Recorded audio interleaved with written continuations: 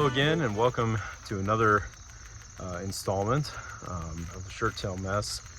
My name is Jake Book, and today I'm going to be talking about my preparations for a canoe trip coming up in the next week. It's going to be awesome, and I'm really looking forward to it. So come along with me, and we'll get into it. All right, so I'm going on this trip with Jim Jacobs. Jim Jacobs is kind of a legendary person in the reenacting hobby. He wouldn't like me saying that on here, but he really is. And one of the things that Jim is known for is his scouts, where he would go out sometimes on foot, sometimes by boat, and go out and trek around, mostly in Hoosier National Forest and just in his own backyard in the state of Indiana. Jim is just a phenomenal woodsman, and also a great inspiration to many of us that do this. And he's also somebody that really has taken what he's read and applied it to to a living history environment.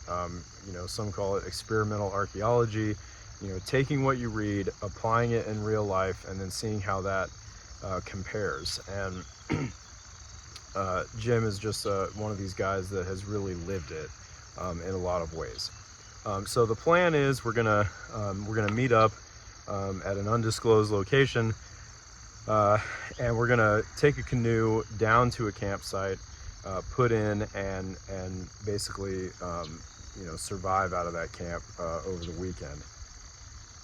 It's going to be a really fun trip, and I'm really looking forward to it. One of the things that I wanted to talk about on this video is once again our perceptions of the backcountry, our perceptions of people living and working in the backcountry. And one of the perceptions that we have is that all these guys were sort of, I've said it a million times, that they're out here, they're rugged individuals on their own hook, etc., etc. That was virtually never the case. And one of the things that in talking with Jim, one of the things that I said at one point was basically, one of our hobby, one of our sort of reenactorisms in the hobby is again to portray everyone sort of on foot. Everything you can carry is on your back, bedroll, everything else. That works in a military context. That works, in a scouting away from your cabin, maybe for a couple days on foot. It works for what we know about Indian campaigns, and it works for spying and doing the sort of sentry duty around the station, coming back after a couple of days. That kind of thing it definitely works for. But in terms of coming out here and like trying to make a living, trying to hunt, trying to trade with the Indians, this is not a on foot endeavor with everything on your back. And so one of the things I said, like, if you were deep in the backcountry and you suddenly found yourself on foot, something probably had gone terribly wrong. And so being on foot, being out without a boat, without a horse, without any kind of transportation is not a great thing to have happen.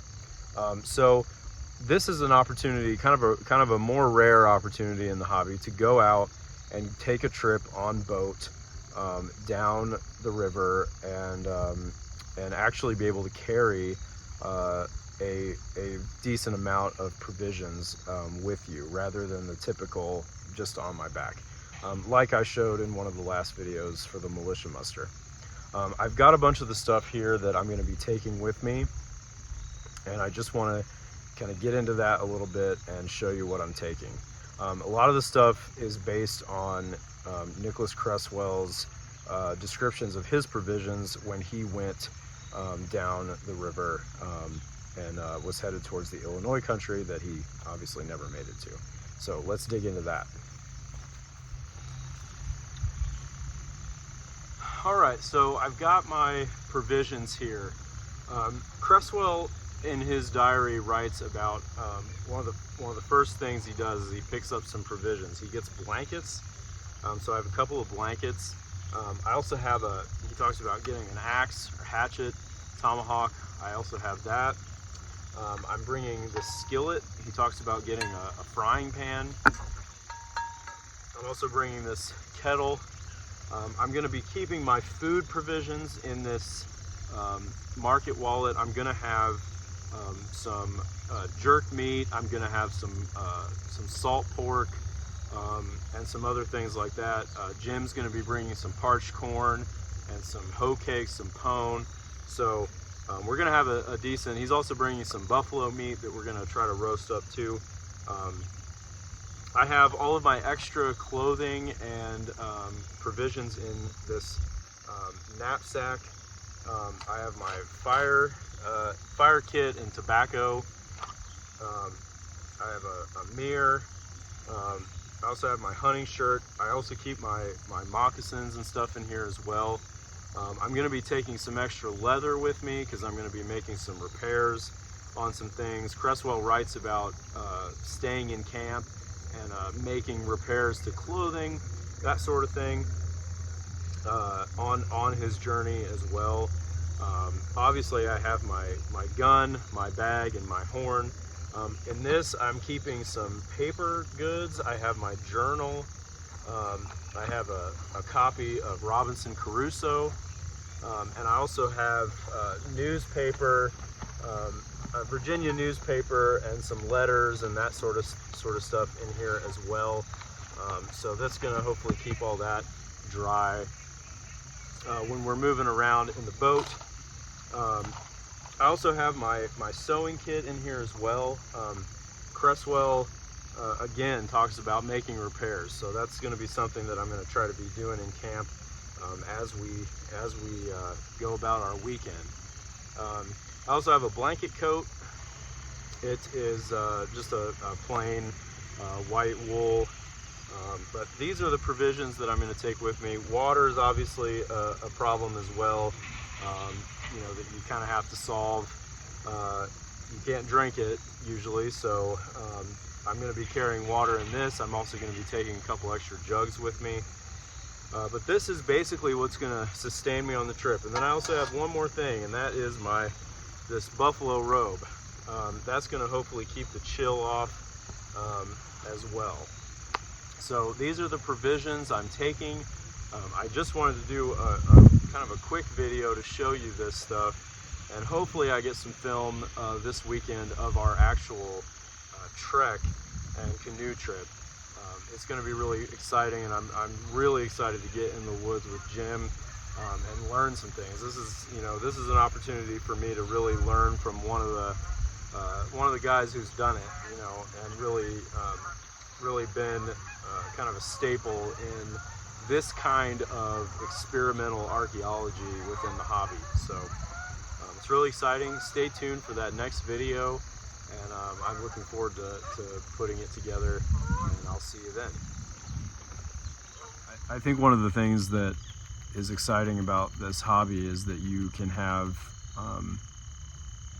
this connection with not just our distant ancestors and our sort of forebears that went ahead of us, but you can also have this connection with an older generation. Jim's older than me, old enough to be my father, and he's a great source of information and also inspiration, and I love how this hobby connects the generations like that, and connects people that maybe wouldn't be connected otherwise. How often do young people just go and hang out in today's world with the generations that are older than them, just by making friends with them? This hobby is a place where those generations meet and become friends, and I'm excited that